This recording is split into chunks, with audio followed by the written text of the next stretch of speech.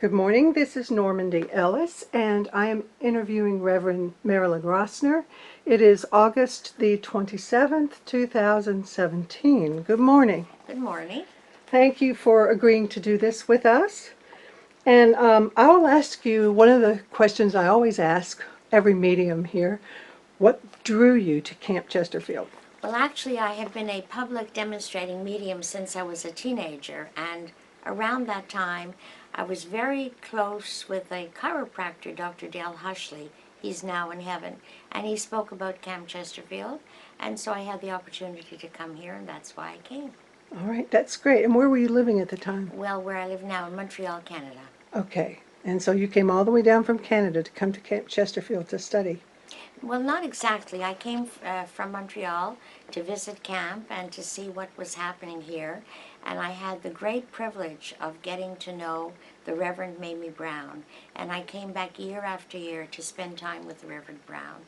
And in fact, I was so closely connected to her. I was a school teacher, and every Christmas I would come and spend Christmas with Mamie in Florida. Oh, nice. Very nice. So tell me a little bit about her. Mamie She was Brown. so influential. Yes, she was. And for me, she's still very much alive because as a medium, I know that life goes on after death. Well, Mamie was an extraordinarily gifted, obviously, medium, but she was more than that. She was a woman who had very specific principles, morals, and ethics. And she was very concerned that people understand spiritualism in a very logical way. Mamie Brown, although she had no formal education, people from all walks of life came to see her, to have counsel with her. She was always willing to serve humanity, and she wanted more than anything else to let people know that life goes on after the change called death. Although she did not have much money, she was never interested in money. I repeat, she really wanted everybody to know that we're here on the earth for a period of time, and then we need to know where we go after the change called death. Reverend Mamie Brown loved this camp. Mamie Brown and her sister, Mildred Curran, who was an outstanding medium, and she had a wonderful sense of humor because one of her spirit guides was a clown. And they came to Montreal to visit us in our church. And Mamie Brown said she only took 2 holidays in her life. One was a 5-day trip to the Caribbean, and the other was she drove to Montreal to see my husband, Father John, and myself. Oh, that's great. All right. So when you came here, you began to study here. And Well, do I actually, understand that? I was practicing in spiritualist churches before I came here, and I was already teaching at the university, etc. But when I came here, I found out that they have a ministry program, Right. and I went through the ministry program here. But since then, we have developed a ministry program in Canada, and our program is an interfaith program, and we're part of the International Council of Community Churches, which is part of the World Council of Churches, so that our ministers are able to marry, they're able to do everything that a minister from any other tradition does. Okay. So you came here to become ordained. Well, I came here to find people who want to talk about mediumship, you know. I was very young. Not everybody understood the spirit world. I was doing radio, television, newspaper, etc. And people thought that was so unusual and was so exciting to come here. I had the opportunity to meet mediums like Bernice Brock, Mildred Curran, Rena Cadell, those solid people, you know, who really gave their lives for mediumship. I also spent a lot of time with Clifford Bias, and my husband, Father John, was very closely connected to Clifford Bias as well. My husband, and he's in heaven, but he's a canon with the Anglican Church, which you people here call Episcopalian Church, and he loved coming here. He used to come here and sit and write on our little porch, and so we have very fond memories of Camp Chesterfield. That's great. Tell me a little bit about Clifford Bias. Oh, Clifford Bias, how can I describe Clifford Bias? He was always full of wisdom and teaching, and he wrote so many books, and he taught so much about truth.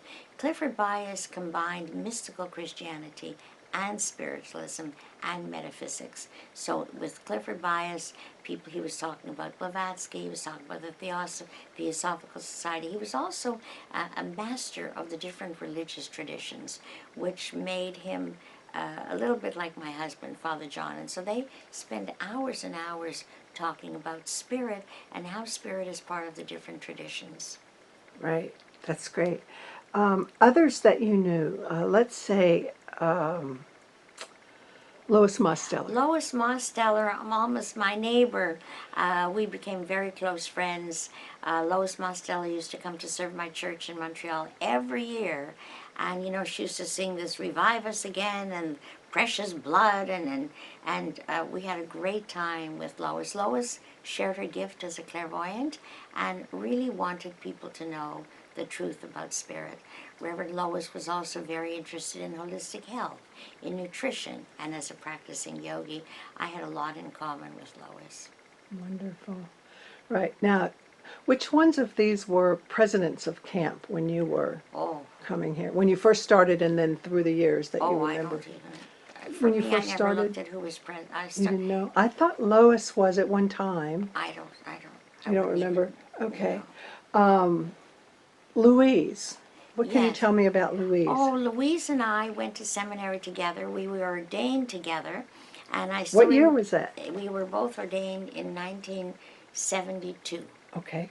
and we walked down the aisle together, and we were very close friends until the day she went back to the heaven world. Louise had something in common with me. I have a very, very deep love and respect for Jesus. My husband is a Christian priest, and we also live with a Catholic nun, Sister Leona. And I've had a very strong personal devotion to Jesus because he appeared to me when I was a child. And Reverend Louise loved Jesus. And we used to talk about that. I used to sit on her balcony every single morning, and we would talk about Jesus. Well, that brings me to a question about, now let me, Austin Wallace. Yes. Yes, I'd like to know about him. Yes, Austin Wallace, he was actually a president for part of the time. There was also a woman, Marilyn Temple, who was president. I think Clifford Bias, but I really don't remember too much about that.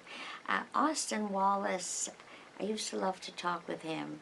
He was a very gentle man, a very quiet-spoken man, but a man who gave himself to healing, and he wanted people to develop the gift of spiritual healing.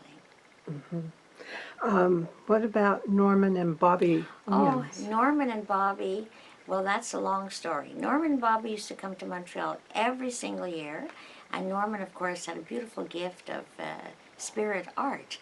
And Bobby and I, of course, I was at that time supervising different teachers in mental health organizations and in homes for the severely challenged children and youth. And Bobby used to love to come and spend time with me with those beautiful children. And they were always ready to serve, to help anybody.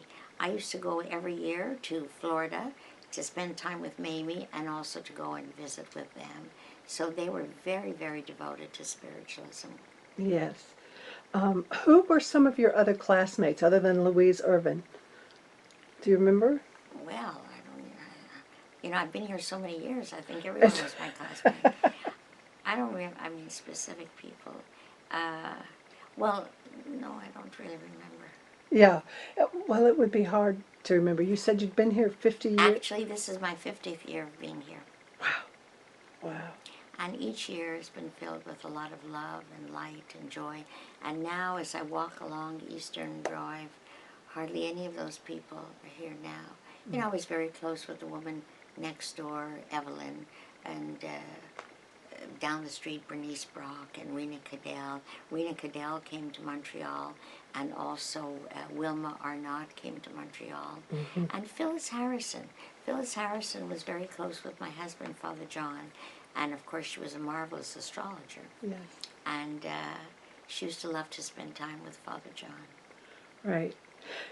Right. Okay. Can you tell me a little bit about as you began, you said you started very young, but you also continued your studies. Oh, for sure. What became some of your most important lessons? Opportunities, I always say that although I have a PhD and an EDD, my real education comes from the spirit world and from my most challenged children. Children who were born unable to move or speak, and big heads, little heads. You know, for the last 21 years, I go to Africa every year to work with children. I have a mission there, and it's a gift to be able to see these children. So my real education comes from the heaven world. And I learned from these children the power of love, and that no matter what was done to them, they were always open to receive God's love and God's light. That's beautiful. Thank you. Um, so tell me a little bit more about you and Father John. I am interested in the story of how you met. Oh, that was very interesting. I was a university teacher, and so was Father John at different places. And we were on a bus going to a spiritualist camp. And that was how we met. And I heard someone say, oh, there's this very handsome man, he's a professor. And of course I started talking with him, and we had a 2-year courtship, and it was around the spiritualist churches. There were 4 spiritualist churches at that time in Montreal, and every Sunday I would serve another church. And so we spent 4 years together, 4 years, 2 years going out, and we really, I've never been to a bar in my entire life, and Father John was not going to bars either. So our whole courtship was around going to spiritualism. And then he came here as well. Father John came here, and Mamie just loved him. Everybody loved him. And right after we got married, we came here, and the staff, and it was Mamie and Phyllis Harrison, Bobby Williams. They had a little gathering for us, and it was very special. Wonderful. Now, you just taught a development workshop, Yes. which I attended, which was wonderful, by the way. Thank you.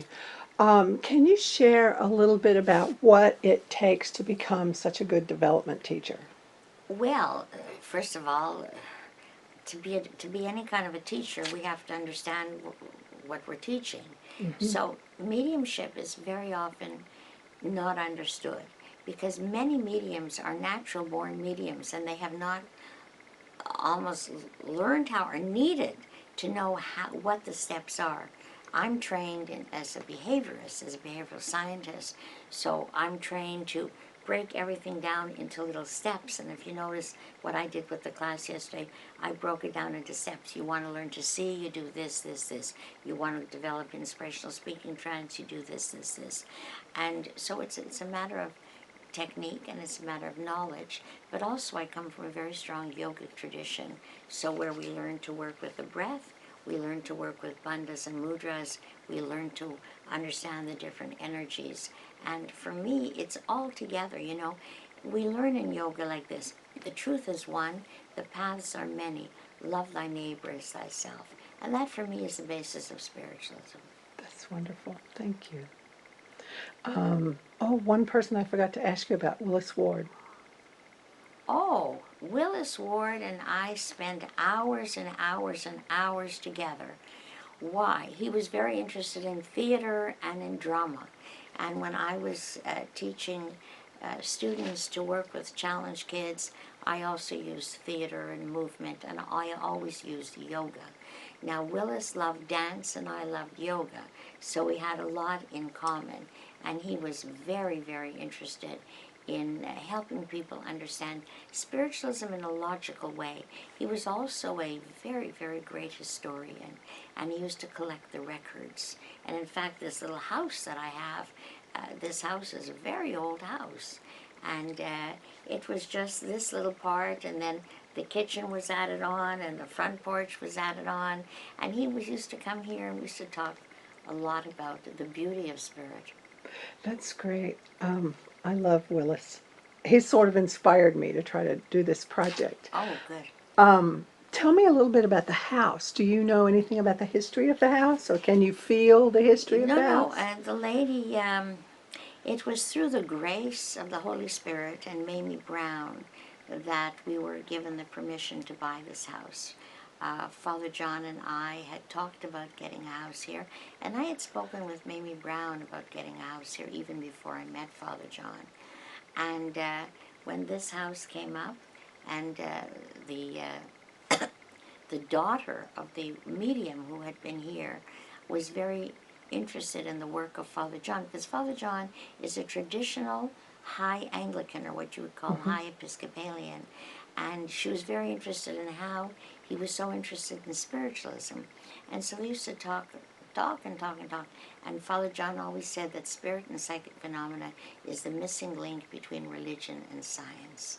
And so yes, we got to know her very well, and she was very happy that we were going to get this house. Well, that's great.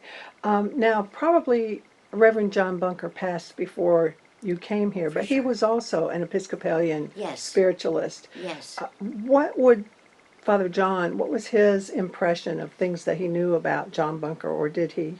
Oh, he knew quite a bit about John Bunker. I mean, Father John was always interested in helping people understand how this phenomena is the missing link. At no time did he ever give up his tradition. At no time did he encourage anybody to give up their tradition. He wanted very much for people to understand the mystical aspects of their tradition, because he saw the basis of all the traditions. Right, right. That's very encouraging to me. Why do you think that the message of spiritualism is so important now in this century? It was always important, but I think it's even important now. In my work in psychiatry, I can tell you that I have never seen more young people threatening suicide. I have never seen more people than we have now with drugs and alcohol and all this tattoo and all this, you know, all these things that they're putting, you know, it's a form of mutilation, really. It looks like a creative way of mutilation, but it still is mutilation. And I think the message of life eternal is more important. Well, it was always important, but I'm convinced that if we know that we live after the change called death, there will not be terrorism, there will not be addictions, people will not drug out, they will not take all this alcohol, because they will understand what happens to us after the change called death. Some of the healers here, that leads us into speaking about healing. How can some of the healers work on a planetary level? Well, hopefully we all work on a planetary level. There are so many different kinds of spiritual healing. We're using color, sound, movement, signs, symbols, working with spirits. I mean, there's so many different techniques. And I'm sure that all spiritual healers are focusing on peace. But I think the Dalai Lama says that when we had him in Montreal, Father John brought him to Canada, he says, if you want to spread peace, be peace. And that's what we say in yoga. We can only give who we are. We can only do what we know. Yes, yes. Were there other classes besides the weekend workshops that I know you through that you taught here on a regular basis? Oh, sure. I taught many, many courses here. And many, many years ago, I had the opportunity to introduce yoga here. I also used to run a children's program here. And it was very exciting. Yesterday, I met this gorgeous young man, and he said, hello. He said, you were my yoga teacher. Mon Dieu. I said, who are you? And he said who he was. And he said, you were my teacher in 1972, and I still remember what you taught us. Wow. Yes, so yes, of course. Yes, that's wonderful. But I've taught courses on healthy living. I'm very concerned about nutrition. I'm concerned about, you know, how people are not taking care of themselves. I'm very concerned about people on marijuana. I'm concerned about people who are, you know, eating all these dead animals. I'm concerned about what's happening to the planet. Right. What's happening to the environment. And we have to look around and see what the results of how we've lived, what's happening, floods, earthquakes, volcanoes. The Lord is speaking to us. Right. We talked a little bit about, let's talk about the law of karma, because that kind of leads into that whole thing. Well, karma, many people misunderstand karma, and I mean, karma, as it says in the Bible, as we sow, so we're going to reap. So our Lord says, love one another as I have loved you. It's very simple. It's a very simple way of living. Just do the very best and God will do the rest. Right. I have a friend who says karma is what happens when you've acted stupidly. Well, but that can be positive karma too. I mean, There is. There is. What about, let's talk a little bit about the law of mind. the law of mind. Well, we are spirit. We live in a body and we have a powerful mind with which we can create. We can create happiness or we can create sadness, trauma or health. So we have to learn how to focus. It all comes down to knowing how to focus and to be able to go into that altered state. And how can we do that? It's so simple if we understand how the brain waves work. It's very logical. We are logical. Our beings are logical. Our God is a God of logic. If there's anything that's of confusion, it has nothing to do with God or the spirit world. God is highly organized, the world is organized, and if we follow a simple way of living, then our life is going to be filled with joy. And we look upon every opportunity as a step to go to another step. Right. That's right. In yoga, we say, we need to learn how to adapt, adjust, accommodate. Be good, do good. Be kind, be compassionate. And if we have that, we have it all. Right. Wonderful. Do you ever take an opportunity to explore the labyrinth outside your home? Well, it's right outside my home. I look at it and I pray. Okay. It was here when there was the Luther Memorial Chapel was here when you were, or Luther Memorial Home was here when you were here. Yes. Can you tell me a little bit about the woman for whom that was named? Do you know any history I don't about the know anything Luther? about that. No. Okay, because she was one of the first feminist spiritualists on camp. Oh, I don't know. So I didn't know if you knew anything about that place. How about the cathedral? Have you worked in the cathedral Oh, yes, before? of course. All right, tell me And when about I that. was here, we used to have, on the average, 800 people for a service. People would stand in line to get into the cathedral. Of course I worked in the cathedral. Yeah. How does the energy in there feel? How does it feel compared to working in the chapel? Well, I love to work everywhere because God is everywhere. And the spirit guides come when we invite them, and our loved ones come. So I can work outside, inside, it doesn't matter. Right. I just think I've never been in there, and I think it would be Oh, wonderful. it's a wonderful place. If I had to pick my favorite place, we used to have services outside, and that's what I loved when I was training. And for my final exam, I remember I had to give messages, and it was outside on what we called the stump, and that was really very precious. Right. Right. And that's where the Virgin Mary statue is right Right. now. Okay. Yeah. I'd like to get that going again. That'd be lovely. Okay. Trying to think if there's anyone else I've forgotten to ask you about. Oh, Wynne Schroegi and Shirley. Oh, I knew Shirley very well, and of course I know Wynne very well. And you know what I would say, salt of the earth people. And I remember how kind Wynne was with Shirley as she was getting closer and closer to crossing over. Right.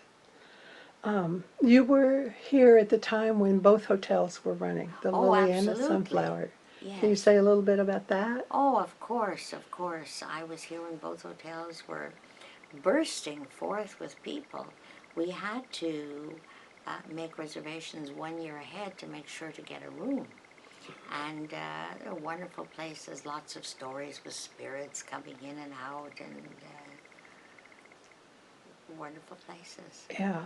I heard they would move shoes around outside. That's true, that's true. One person that you didn't mention was Virginia Falls. Oh, yes, please. Her house is right next Her to house yours. is right behind, yes. We knew Virginia very, very well. And we had many wonderful memories. I have many wonderful memories of my times with Virginia. What was most special about her? Well, for me, her laughter, her joy of wanting to serve spirit, and she was always saying, Marilyn, why don't you get a job at Ball University so you could be here on Camp Moore? And I'd say, Virginia, because I love the university in Canada, and I'll come and visit you. I remember that every time I'd see her, Marilyn, why don't you come to Camp Chesterfield?